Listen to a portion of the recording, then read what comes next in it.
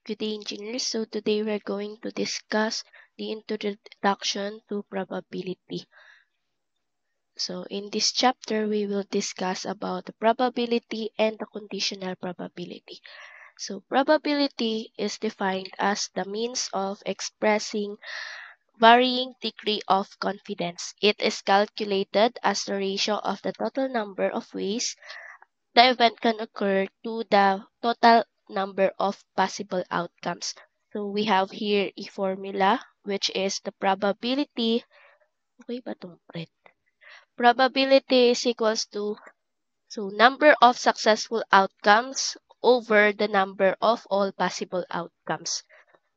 So for outcomes that are equally likely to occur, if the probability for an event to happen is P and the probability for it to fail is Q, then P plus Q is equals to 1. So, yung ibig sabihin lang ng ito, yung P plus Q is, ito yung kapag, for example, successful. Tas ito failed. So, dapat ang kanilang summation ay equals to 1. So, ganun. So, always 1 yan.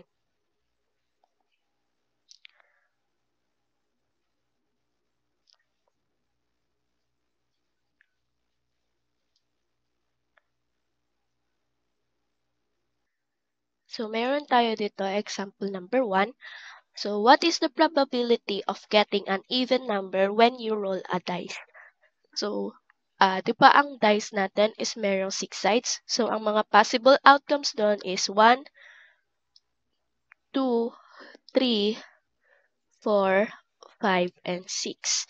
So, ito lahat yung mga possible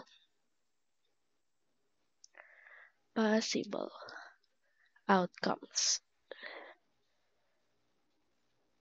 Pero ang sabi niya, yung probability of getting an even number. So, ang mga even number natin dito is 2, 4, and 6. And kung babalikan natin yung formula natin, ang numerator natin dito is lahat ng mga successful outcomes. And ang denominator is the number of all possible outcomes. So, dun sa number 1, ang number of successful outcomes natin dito is 3. Bakit 3? Kasi tatlo yung mga even number natin. So, 1, 2, and 3. So, 3 over daw niya is all the possible outcomes. So, ang possible outcomes natin dito ay meron tayong 6. So, 1, 2, 3, 4, 5, 6. So, 3 over 6. Pag sinimplify natin yan, makukuha natin is 1 half.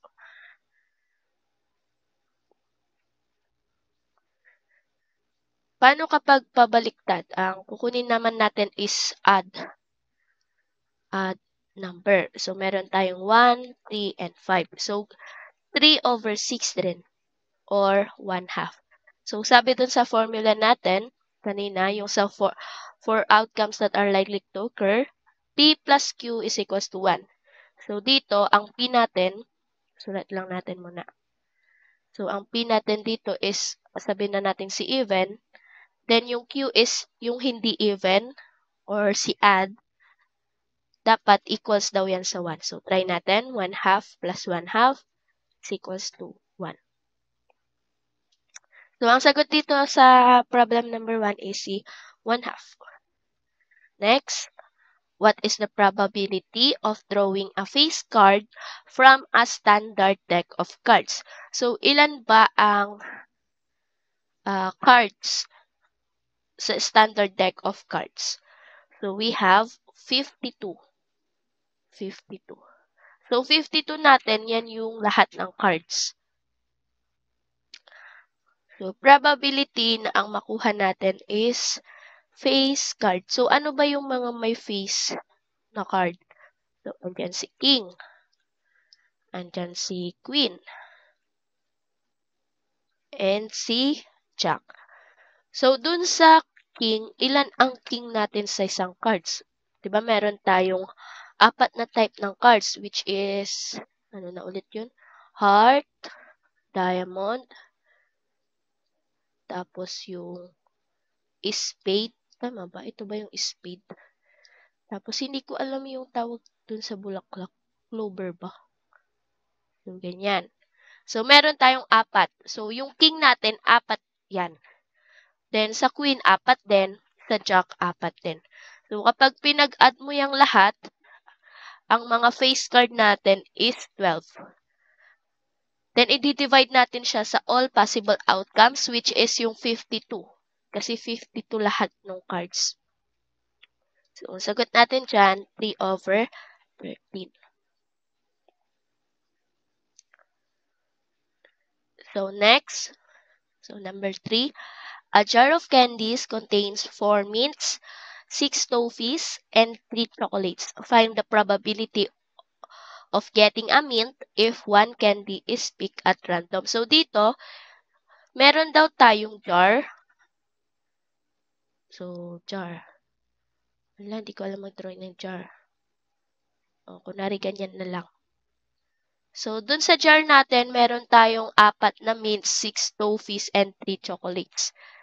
So, 4 na mint, tapos, toffees na 6. Binalang natin ganyan. Then, 3 chocolate. So, paano yung chocolate? Heart na lang kunwari. Heart. So, ngayon, kapag bumunot tayo dyan, ilan ang mapagpipilian natin? So, we have 4 plus 6 plus 3. So, meron tayong lahat 13. So, ito lahat ng possible outcomes. Tama? Outcomes. Ngayon, ang tinatanong, probability of getting a mint. So, ang mint natin dito, meron tayong 4. So, ang solution natin dito, 4/13. So, ito yung sagot.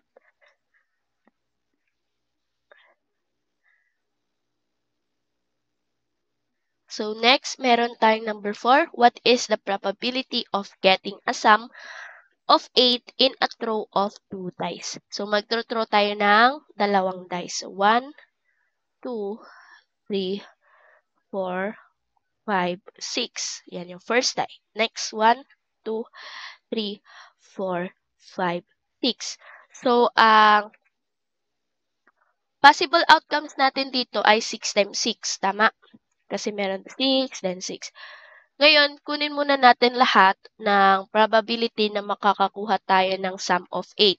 So, meron tayong 2 and 6, 3 and 5, 4 and 4, then 5 and 3, then 6 and 2.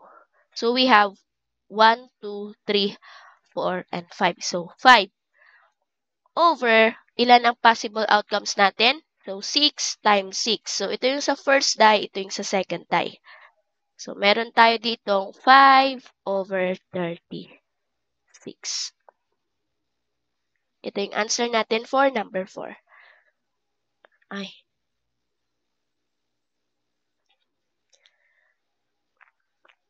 Sino yung kan ko? Ay. Nawawala yung pansulat ko. 5/36.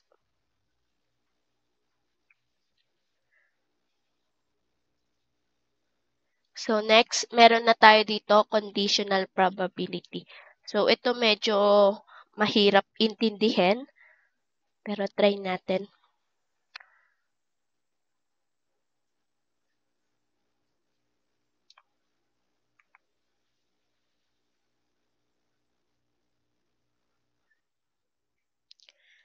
So, conditional probability, it is the probability that event B occurs given that event B has occurred is denoted by P, so open and close parenthesis, AB.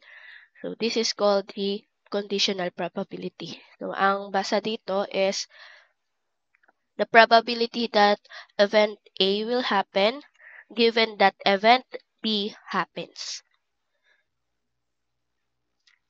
So, ang formula natin dito is equals the probability that A and B both happens all over the probability of event B happens. So, ang tatandaan nyo lang dito, kung ano yung nasa dulo, yun yung ating denominator. So, dito A. Ang P, A, B ay same lang naman yan sa P, B, A. So, ang tawag dito is the probability that both A and B happens. So, kaya same lang yan. Equal lang yan kahit magkabaliktad. So, punta na tayo sa ating first example. So, number 5 na sa ating handouts. So, the probability both stages of two-stage missile will function correctly is 0.95. The probability that the first stage will function correctly is 0.8. So what is the probability that the second stage will function correctly given that the first one does? So, nagets nyo ba yung tanong? Hindi. Nakakalito na. So, isulat muna natin yung mga given. So, we have the probability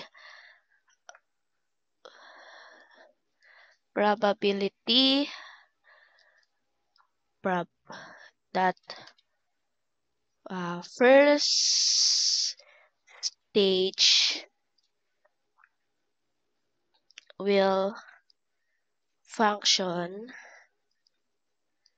correctly. Then next is probability of B. So sabihin natin, gagawin natin probability that the second stage, ganito ko na lang para mas mabilis. Probability that the second stage will function correctly. Next, probability that both A and B will function correctly. Both stage will function correctly.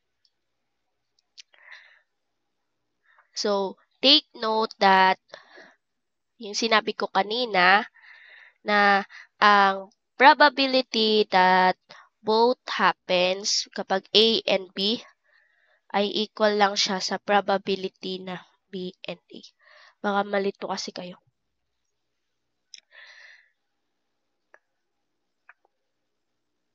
So, ang tinatanong, what is the probability that the second stage will function correctly given that the first one does? So, meron tayo dito formula, probability that ang second stage natin yung B, so yun yung unahin natin, magfa-function si B given that yung probability na mag-function yung first stage natin will function correctly. Nagets ba? Yung probability daw ng second stage na magfa-function correctly given that the first one does. Kaya nahuli natin si first one. So, kailangan probability muna na probability that event B happens given na mangyayari si event A. So, kapag ganyan, sabi ko kung ano yung nasa dulo, yun yung nasa ilalim. So, B over probability na yung first one. So, ang solution natin dito is ito pala. The first stage will function correctly is 0.98. Tapos, probability that the two stage will happen. So, nandito, ito, 0.95. So, 0.95 over 0.98. So, ang sagot is 0.969.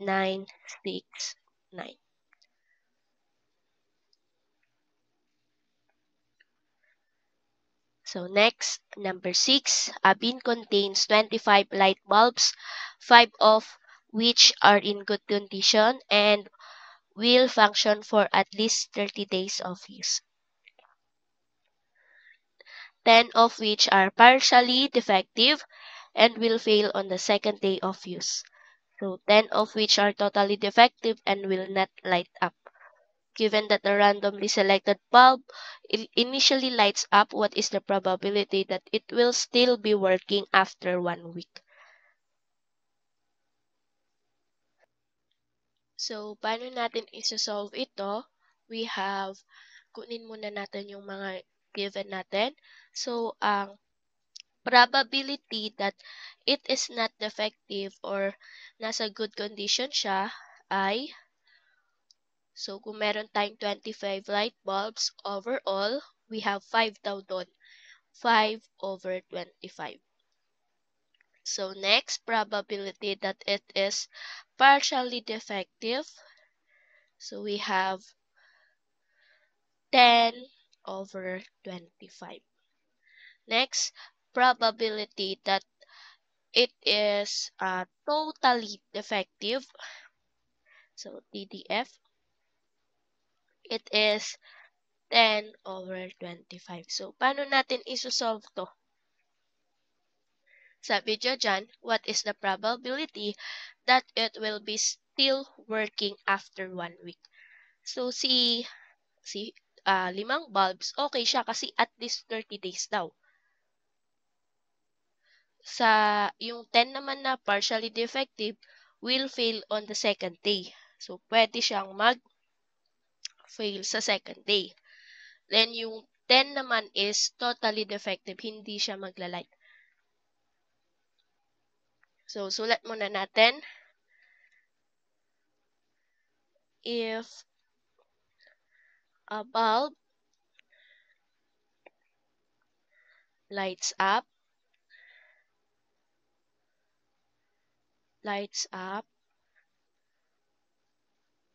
for 1 week or more, so it means it is not defective. Or ang probability natin dyan is 5 over 25. Next, if a bulb lights up, so hindi naman sinabi kung for at least 1 week, basta magbubukas. So it's either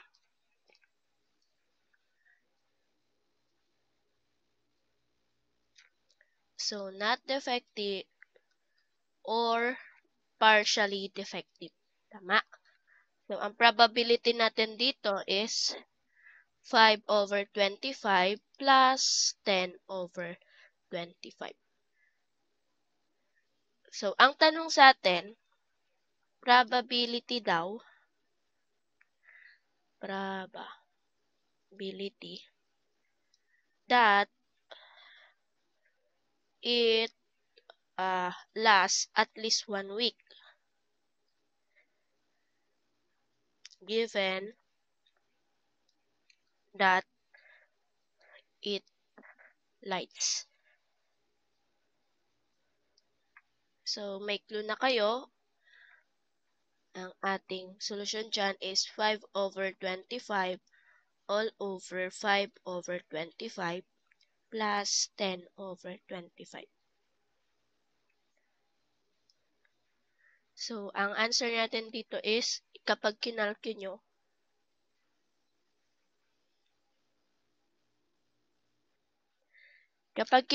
yan, dapat ang sagot natin is 1.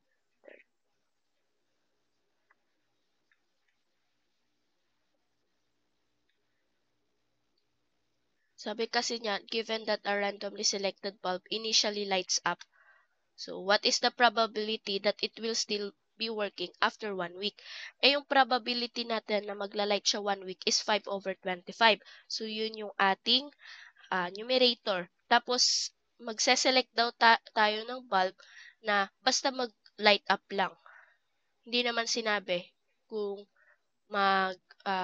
kung hanggang ilang araw siya. So, yun yung nasa denominator natin. So, lahat ng mga magla-light up.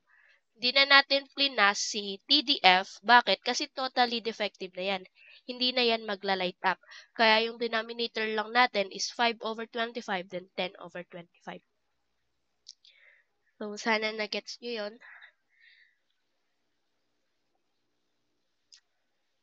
So, punta na tayo sa number 7 natin. So, the probability that an automobile being filled with gasoline will also need an oil change is 0.25. So, the probability that it needs a new oil filter is 0.4. And the probability that both the oil and the filter need changing is 0.4. So, yung letter A natin, if the oil had to be changed, what is the probability that a new oil filter is needed? So, yung probability daw na yung new oil filter ay mapapalitan. So, ilagay muna natin yung mga given. Probability that mag-oil change tayo is 0.25. Yung probability naman na kailangan natin ng new filter is 0.40. Then, yung probability na both or yung dalawa ang mapalitan is 0.14. Ang sabi niya dito sa letter A, probability na mapalitan ng bagong oil filter. So, probability that palitan ang bagong new filter given na ang oil ay change.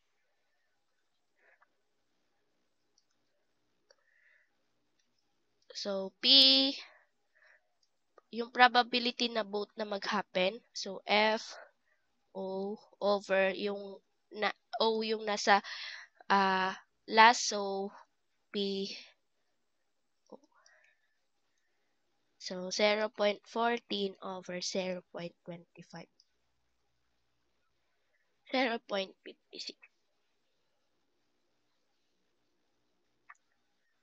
So, letter B naman. So, if a new oil filter is needed, what is the probability that the oil has been changed? So, yung probability naman na yung oil yung mag-change. So, P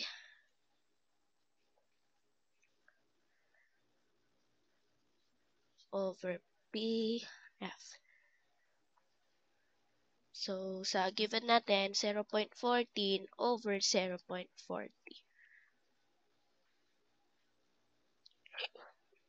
So, yung answer natin dito is 0.35.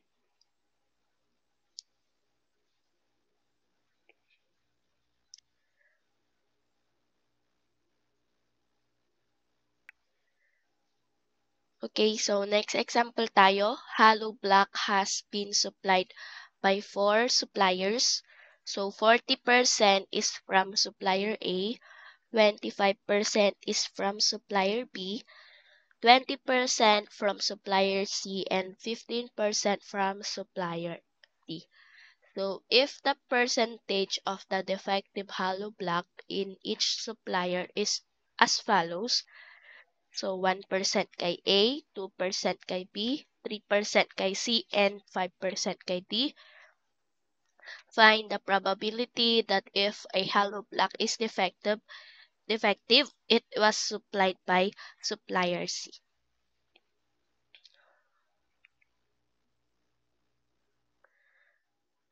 So, i-list down muna natin yung mga given. So, sa A, ang supply natin dyan is 40%. So, 0.40. Sa B naman ay 0.25. Sa C naman is 0.20. Then sa D ay 0.15. Ngayon, sabi, merong mga defective na pinapadala. So, sa A, ang defective natin dyan ay, so ilan ang sa A natin? 0.40. Then ang defective doon is 0.01.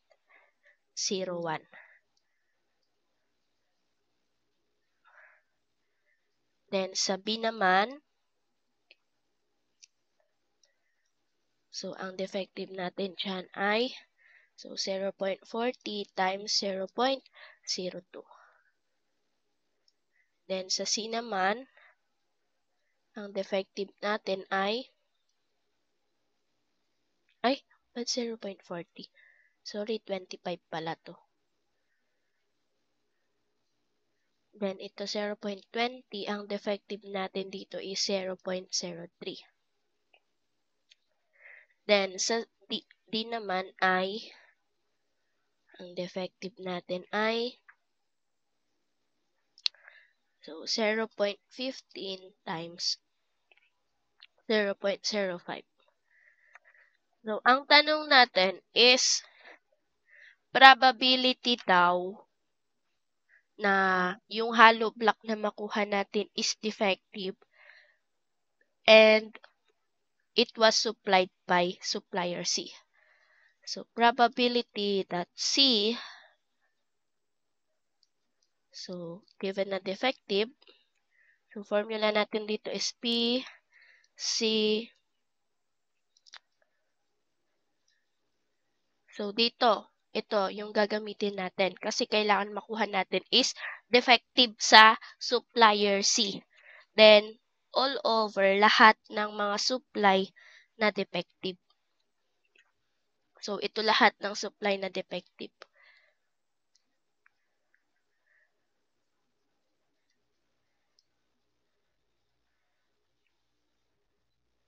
Paano to ang haba? So, meron tayo dito 0.20 over 0.03. Ito yung supply na defective na galing sa supplier C. Then, ipag-a-add lang natin lahat ng mga defective. So, ito lahat na to, defective yan. So, 0.4 times 0.01 plus 0.25 times 0.02 plus 0.2 times 0.03 plus 0.15 times 0.05.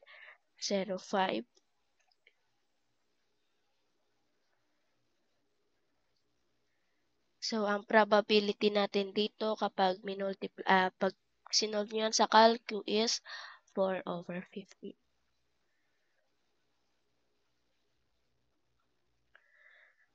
So, kapag may tanong lang kayo, please paki-message ako sa messenger. So, next, number 9. Ito medyo mahaba yung ating solution dito. So, paano natin to isosolve? The probabilities that the three men hit a target is 1/6, 1/4, 1/4, and 1/3 respectively. Each shoot once at the target. So, if one of them hits the target, find the probability that it was the first man. Okay, kunin muna natin yung sa first man, yung probability that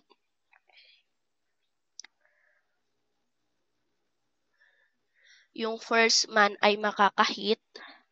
So, yung pag na-hit nung first man, ito yung probability niya, 1 over 6.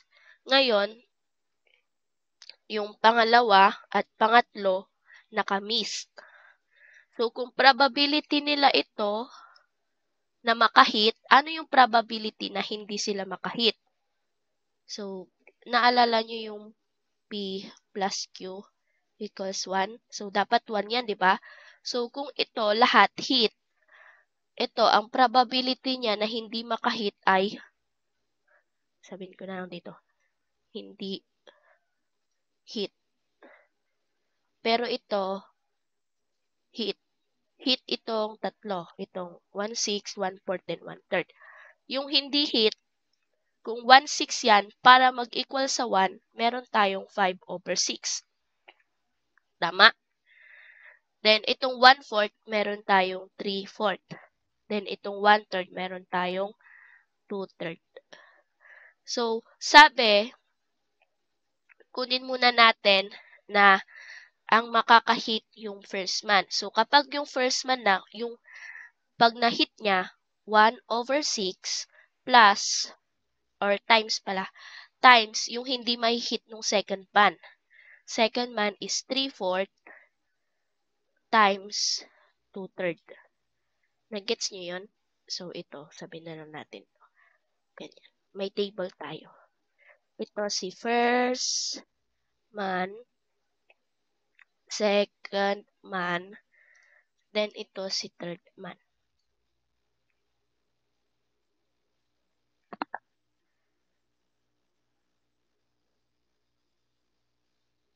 Next, sa PB, so sa una, hindi niya na hit.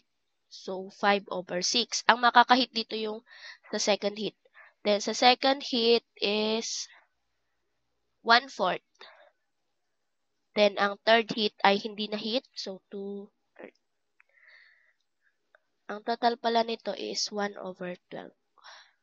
Ito naman, 5/36. Next, sa probability na may hit niya sa third or sa third man.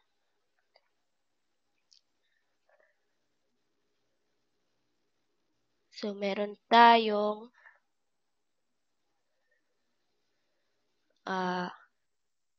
5/6 times 3/4 times 1/3. So, meron tayong 5/24.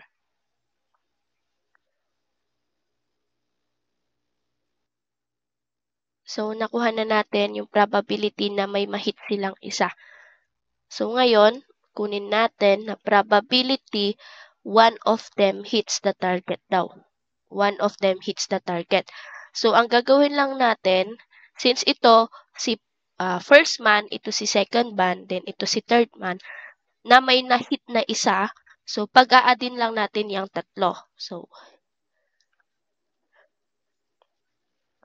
kapag pinag-add nyo yan, meron tayong 31/72.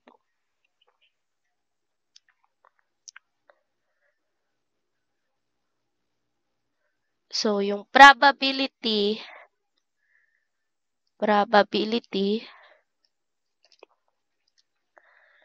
that it was A or yung first man ay, so ang probability na yung first man ay 1/12, then probability na isa sa kanila makahit is 31/72. So, equals 6/31. So, ito yung answer sa number 9. So, ito ay, paano ko ba susulatan? So, probability that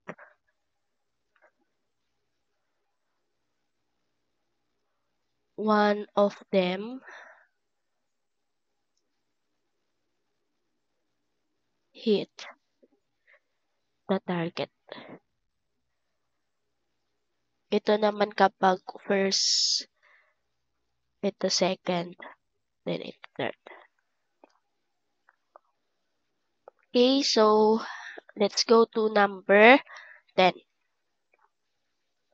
So the fraction of HIV positive in the world is 1%. So the probability that the test reading is correct when the person is HIV positive is 95%, while 99.5% when he is not a carrier. So find the probability that the person actually carries HIV when he was tested positive. So, familiar ba kayo sa tree diagram ba yun?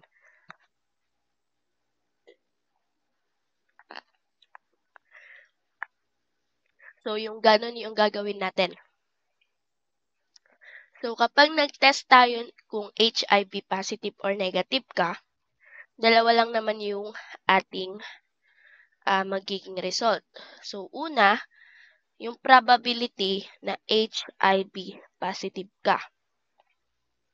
Pangalawa naman, yung probability na HIV negative. So, yung sabi dyan, kapag positive ka, ang probability mo is 0.01%. So, malamang kapag 0.99 HIV negative ka. Then sabi, yung probability daw na kapag tinest mo, ba't 99 yun?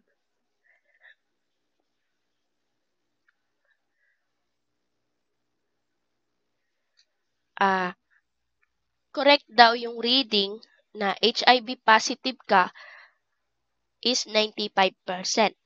So, dito, meron tayong correct, then meron din tayong incorrect. So, kapag correct, 0.95. Then, ang incorrect, 0.05. Ngayon, itong 99.5 is he is not a carrier. So, HIV negative siya, pero kumbaga mali yung basa sa kanya. So, correct to, wait. 0.995. Then, ang incorrect natin dito is 0.005. Ngayon, ito, positive na correct. So, ibig sabihin, true, positive.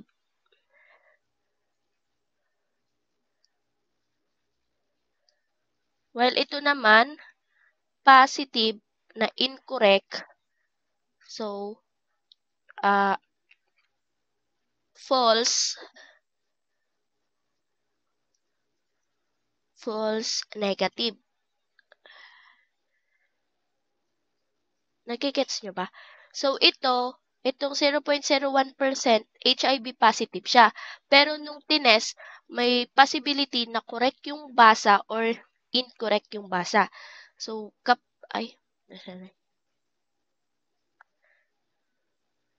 So, ang sabi lang dito, HIV positive, then correct, totoong positive siya.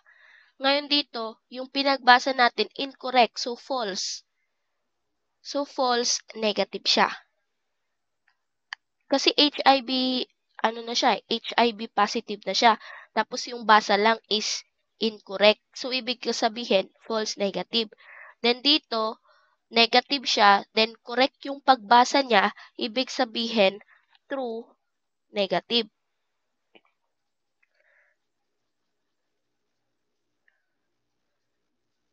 Tapos dito, negative na nga yung result mo, pero mali pala yung pagkabasa. So, ibig sabihin, false na negative. False positive.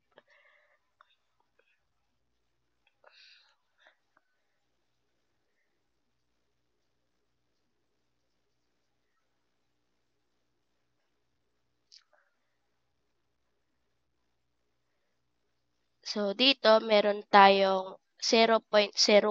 Sundan nyo lang yung linya. Times 0.95.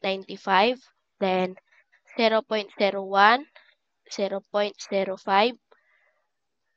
Then, dito is 0.99 times 0.995. Then, 0.99 times 0.005. So, ang tinatanong, probability na HIV positive siya, tapos na-test siya na positive. So, anong ibig sabihin nun? So, probability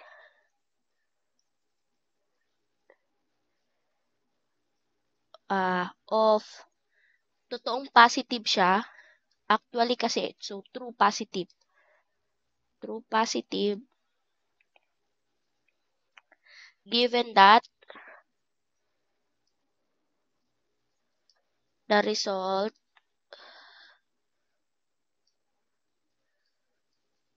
is positive.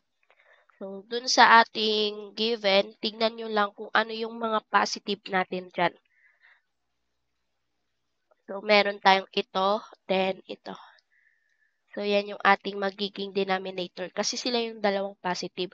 Pero ang numerator natin is yung true positive. So, 0.01 times 0.95 all over na 0.01 times 0.95 plus 0.99 times 0.005. So, equals 0.65744.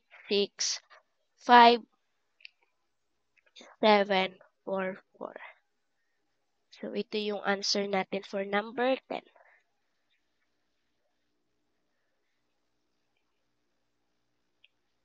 So, next, for the last sample problem, number 11, urn 1 contains 5 white balls and 7 black balls. So, urn 2 contains 3 white balls and 12 blacks. So, a fair coin is flipped if it shows head. So, sa urn 1 tayo mag-draw. Kapag tails naman, a ball from urn 2 is thrown. So, suppose a white ball was selected, what is the probability that it was taken from urn 2? So, yung condition natin dito is mag-flip-flip muna tayo ng coin. So, yung coin natin, dalawa lang naman yung result nun. It's either head o, but head? Head or tail. So, ang probability na mag-head is 0.5. Tama? Probability na mag-tail is 0.5. Kasi dalawa lang naman yung result nun. So, kapag si head, earn 1. Kapag si tail, earn 2. Ngayon sa earn 1, meron tayong 2 kinds of ball, which is white, then black. Ngayon sa earn 1, ilan lahat ng balls? So, meron tayong 5 plus 7. So, ilan yon? 12. So, si white, 5. So, 5 over 12. Si black naman, 7 over 12. Next, meron tayong white sa earn 2. Meron tayong white then and black. So, ilan ang ball sa earn 2? So, 3 plus 12. So, tatlong white. So, 3 plus 12 is 15. So, 3 over 15. Then, sa black natin is 12 over 15. So, kunin lang natin itong probability na to. So, 0.5, 5 over 12 equals, so 0.5, 7 over 12, then 0.5, 3 over 15, then 0.5, 12 over 15. So, 5 over 24, then itong isa is 7 over 24, then 1 over 10, 1 over 10, then 2 over 5.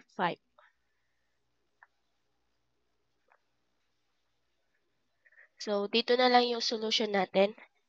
Ang probability daw na makukuha natin siya sa earn 2, given na ang makukuha natin ay white. So, ilalim si white. So, lahat ng white nasa ilalim. Tama? So, equals natin, ano ang white na nasa earn 2? So, 3 over 15. Tama ba? Ito pala, 1/10. 1/10. Then, lahat ng white is ito. Ito, then ito. So, 5/24 plus 1/10. So, ang probability natin dito ay 12/37. So, ito yung ating answer for number 11. So, sana na-gets nyo Magtanong lang kayo kapag di nyo gets. So, yun lang yung ating lesson for this lecture video. So, thank you for listening guys and watching. So, paki-comment po, done watching, then your name and your section. So, thank you guys. Bye.